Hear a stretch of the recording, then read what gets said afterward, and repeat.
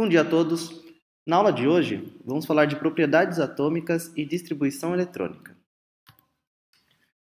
O modelo atômico de Rutherford propõe que o átomo é formado por um núcleo muito pequeno e denso, formado por cargas positivas, e ao redor desse núcleo nós temos os elétrons de carga negativa. O núcleo ele é formado por dois tipos de partícula. É formado por prótons, que têm cargas positivas, e por nêutrons, que são partículas que não têm carga. A massa relativa do próton e do nêutron é 1, ou seja, as duas partículas elas compartilham tamanhos e massas muito próximas uma da outra. O elétron, por sua vez, é muito menor do que essas duas partículas. Ele vale 1 sobre 1836 a partícula do próton ou do nêutron. Enquanto o próton tem carga positiva, os elétrons têm carga negativa. E o nêutron, como seu nome sugere, tem carga zero. O número de prótons que um átomo possui é sua característica fundamental. Então, os átomos dos diferentes elementos que nós conhecemos, se diferenciam pela quantidade de próton. A quantidade de próton nós damos o nome de número atômico. Então, o número atômico ele representa para nós a quantidade de prótons que um átomo possui no seu núcleo. Por exemplo, na figura nós temos a representação esquemática do átomo de hélio. O átomo de hélio, no seu estado fundamental é quando nós consideramos um átomo isolado, um átomo que não perdeu e não ganhou elétrons.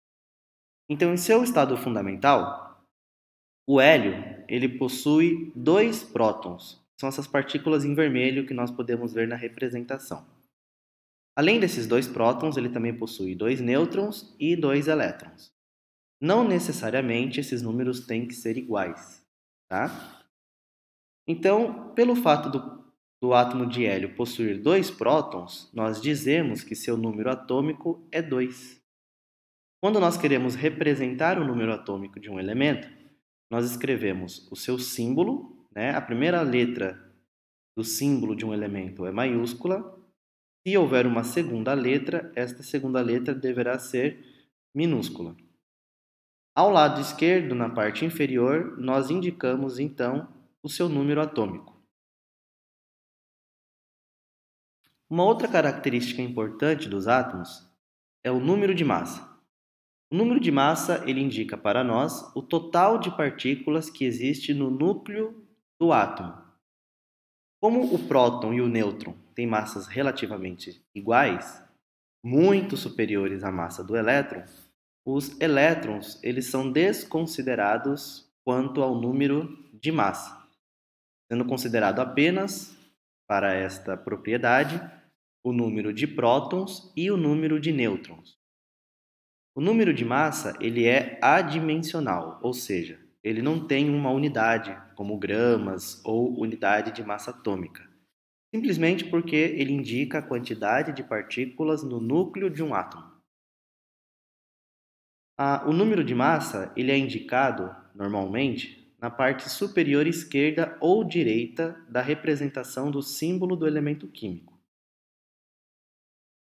Para determinarmos então o número de massa, basta somar o número de prótons ao número de nêutrons. Podem existir átomos de elementos diferentes com o mesmo número de massa, ou podem existir também átomos do mesmo elemento com diferentes números de massa. Neste caso, a gente chama esses 2 átomos de isótopos. Então, isótopos são átomos que possuem o mesmo número atômico, né? Eles pertencem ao mesmo elemento químico, mas possuem diferentes números de massa. E esses casos não são tão raros, né? Um caso bastante interessante é o do carbono. Nós temos o carbono de massa 12, número de massa 12, e o carbono de número de massa 14. Esses dois tipos de átomos, eles existem naturalmente, eles ocorrem de forma natural. No entanto, o átomo de carbono 12, ele tem uma porcentagem muito superior de existência que o átomo de carbono 14. Esse número chega a ser aproximadamente 99% ou mais para o átomo de carbono 12, contra menos de 1% do átomo de carbono 14. Essa relação ela é muito utilizada para a datação de fósseis. Existe um mecanismo nuclear no qual o átomo de carbono 14 se transforma em átomos de nitrogênio. Nesse processo de decaimento radioativo, é possível identificar qual é a idade de um fóssil a partir da quantidade de átomos de carbono 14 existente naquele fóssil. Este assunto vamos deixar para uma próxima aula. Importante destacar que a quantidade de nêutrons desses dois átomos é diferente, o que confere um número de massa diferente para esses dois compostos. Enquanto o átomo de carbono possui 6 nêutrons, o átomo de carbono 14 possui 8 nêutrons. Se somarmos 8 nêutrons aos 6 prótons, teremos então o número de massa 14.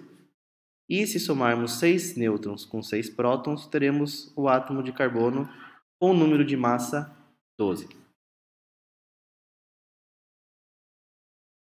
Átomos que possuem o mesmo número de massa, mas seus números atômicos são diferentes, ou seja, pertencem a elementos químicos diferentes, são denominados isóbaros. Isóbaros são átomos que possuem diferentes números atômicos, mas têm o mesmo número de massa. Como falei anteriormente, em um processo de decaimento radioativo, o carbono 14 se transforma em nitrogênio pela emissão de uma partícula que nós chamamos de partícula beta.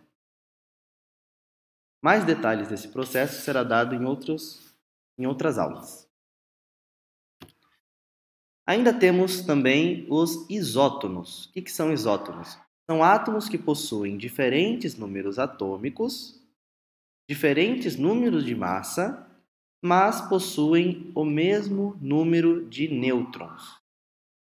Vamos observar o exemplo. O potássio é um elemento que tem o número de massa valendo 39 e o seu número atômico valendo 19, enquanto que o cálcio possui o número de massa 40 e seu número atômico é 20. Se nós subtrairmos o número de massa do número de prótons, nós encontramos o número de nêutrons.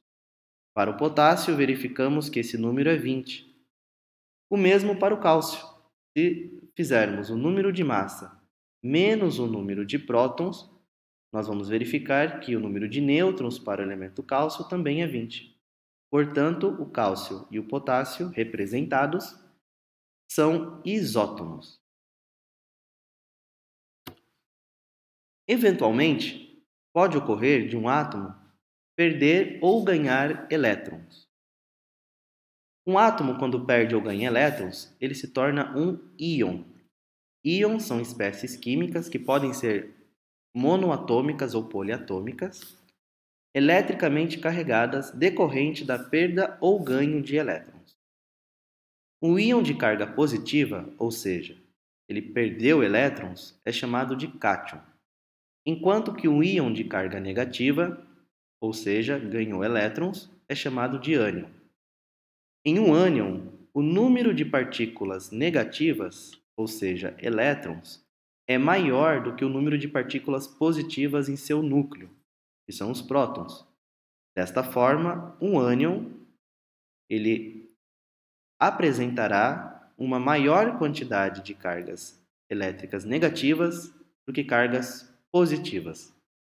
Nós representamos esse ânion com um sinal negativo na parte direita superior do símbolo do elemento químico. No exemplo, estou retratando o átomo de cloro. O átomo de cloro ele possui 17 prótons e 17 elétrons em seu estado fundamental.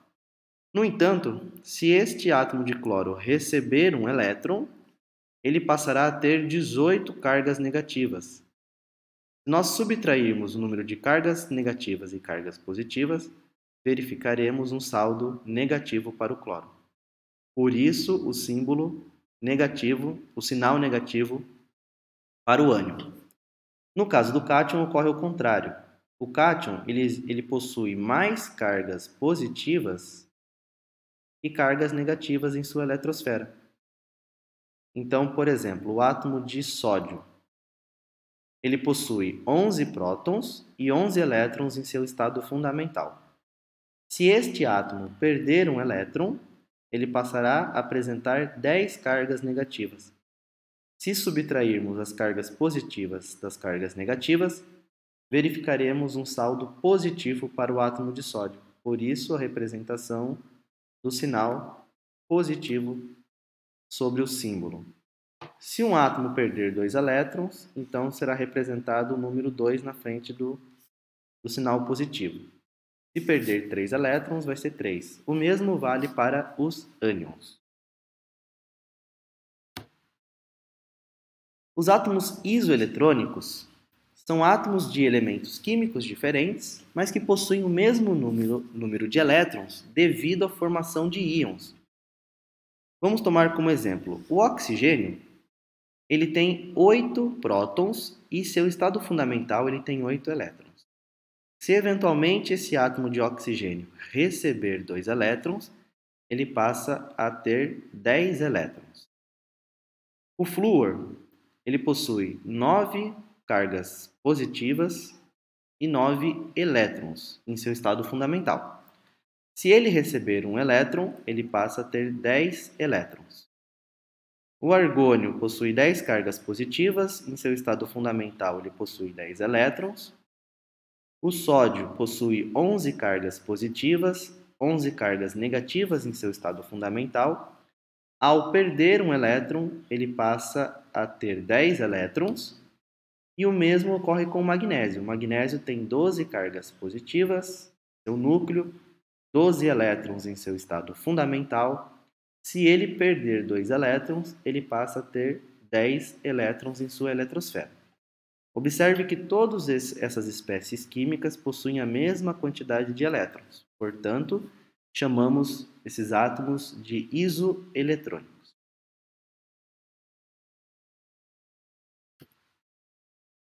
Agora vamos fazer um estudo mais aprofundado sobre a eletrosfera. Segundo o modelo atômico de Bohr, os elétrons eles não estão distribuídos de qualquer maneira ao redor do núcleo. Eles estão distribuídos em níveis energéticos discretos.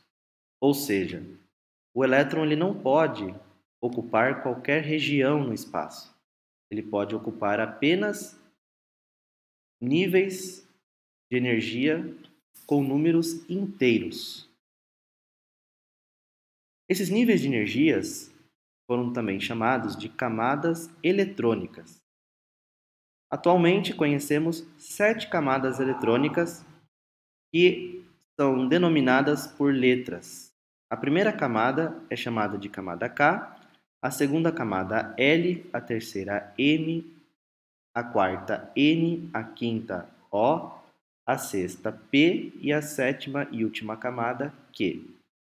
Teoricamente, nós podemos prever mais camadas eletrônicas. No entanto, pelo número de átomos que nós conhecemos hoje, nós temos apenas 7 camadas possíveis de preenchimento. Cada camada possui um número específico de elétrons que essa camada pode suportar. Então, a camada K ela suporta no máximo 2 elétrons, a camada L suporta 8, a camada M 18, a camada N e O 32, a camada P 18 e a camada Q 8 elétrons. Se nós olharmos com mais detalhes a camada eletrônica, verificamos que existem subníveis ou subcamadas. Essas subcamadas, elas são representadas por letras.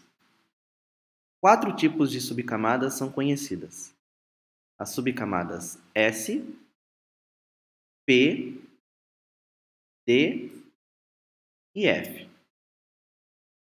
S de Sharp significa nítido. Isto por causa do espectro de emissão relacionado a esses subníveis de energia.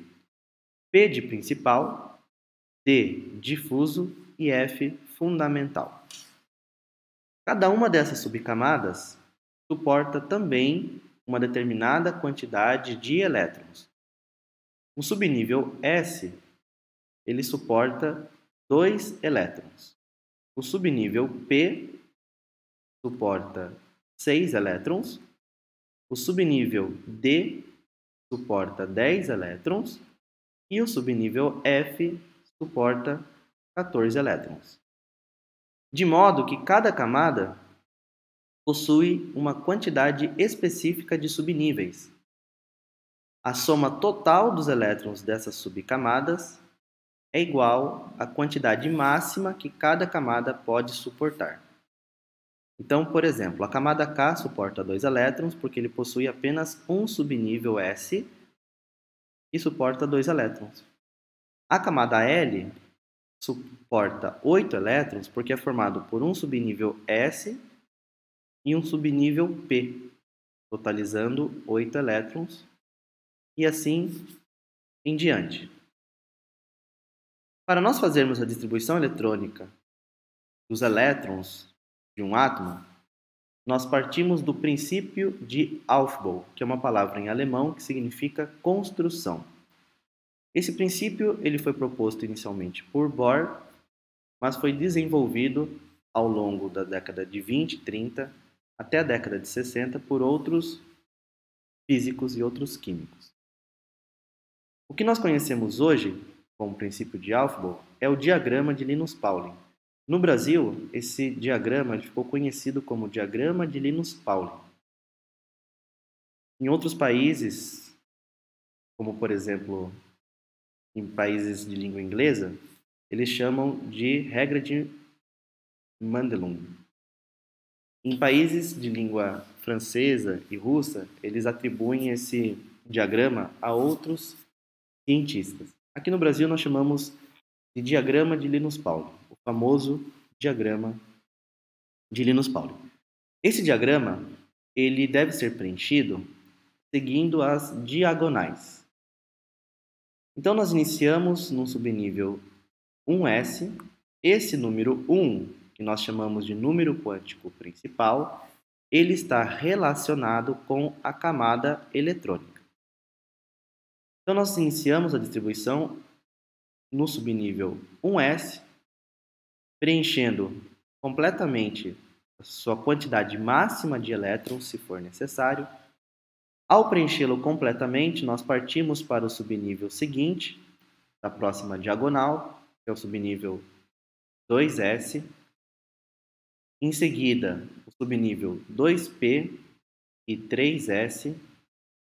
Depois, o subnível 3p, 4s, 3d, 4p, 5s. Concluiu a diagonal, volta para o início da próxima diagonal, 4d, 5p, 6s. Concluiu. Vamos para a próxima diagonal, 4f, 5d, 6p, 7s. E por fim, a última diagonal, 5f, 6d e 7p. Quando a gente preenche as subcamadas, esta ordem que nós seguimos, ela nos dá a ordem crescente de energia. O último elétron que nós colocamos, ele sempre vai cair no subnível mais energético. Então, seguindo aquela ordem de preenchimento, nós obtemos a ordem crescente de energia. Reorganizando os subníveis, nós podemos obter a ordem geométrica, ou seja, a ordem por camadas, né? Se nós observarmos a ordem crescente de energia, nós verificamos, por exemplo, que o subnível 4S ele tem menos energia que um subnível 3D. Desta forma, pela ordem crescente de energia, é possível que uma subcamada localizada no nível mais próximo ao núcleo esteja mais distante energeticamente. Então, se nós fizermos esta correção de posição, colocarmos os subníveis de acordo com a distância, nós temos aí a distribuição eletrônica por camadas. Vamos praticar. Aqui nós temos o diagrama sendo construído de acordo com a ordem dos seus subníveis, em ordem crescente de energia. Então, para o elemento cálcio, que possui 20 elétrons em seu estado fundamental, nós vamos encontrar 2 elétrons no subnível 1s, 2 elétrons no subnível 2s, 6 elétrons no subnível 2p, 2 elétrons no subnível 3s, totalizando até agora 12 elétrons, 6 elétrons no subnível 3p, 2 elétrons no subnível 4s, totalizando 20 elétrons. Ao totalizar 20 elétrons, nós paramos com a distribuição eletrônica e este último subnível, o qual foi colocado elétrons, ele é chamado de subnível mais energético. Esse subnível ele é de bastante relevância porque através dele nós podemos obter informações que nos mostram a sua localização, por exemplo, na tabela periódica, né? Essa é a ordem crescente de energia e para o elemento cálcio, a ordem crescente de energia também representa a ordem geométrica. Nesse nosso segundo exemplo, vamos fazer a distribuição eletrônica do elemento ferro. Então, o ferro ele possui 26 elétrons, 2 dos quais se localizam no subnível 1s2, depois 2s2, 2p6, 3s2, 3p6, 4s2. Até aqui, a distribuição eletrônica do ferro é semelhante à distribuição eletrônica do cálcio, porém, faltam ainda 6 elétrons. Esses 6 elétrons entrarão no subnível 3D. 3D6.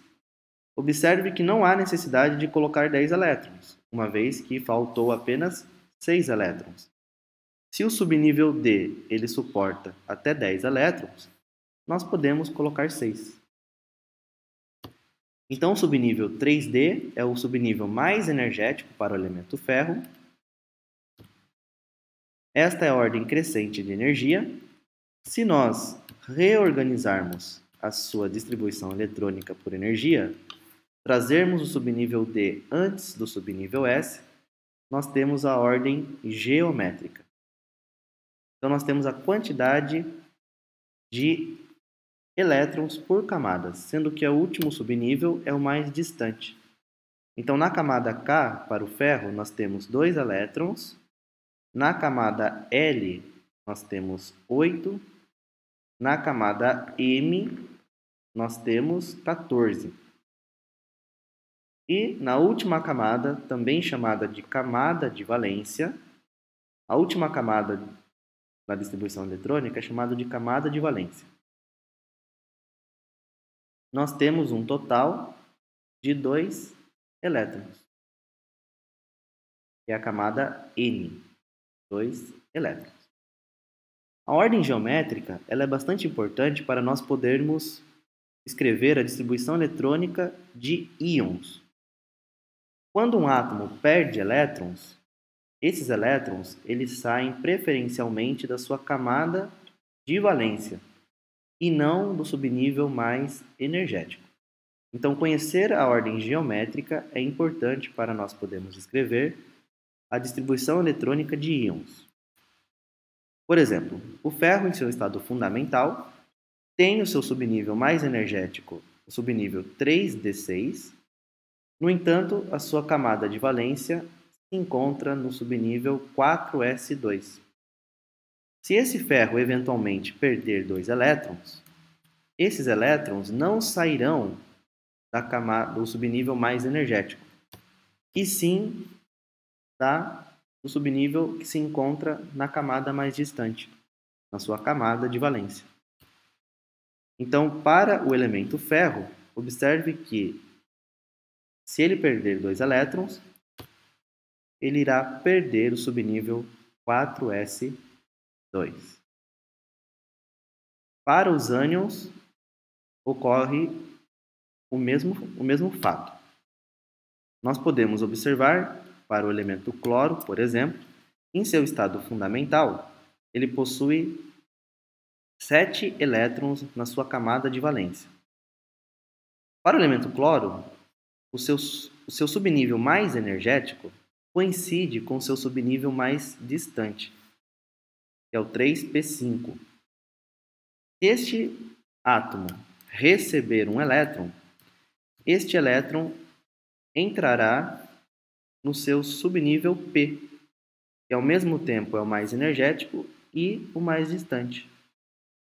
Então, em seu estado fundamental, o cloro possui 5 elétrons no subnível P, e no seu estado, quando ele ganha um elétron, ele possui 6 elétrons no subnível P.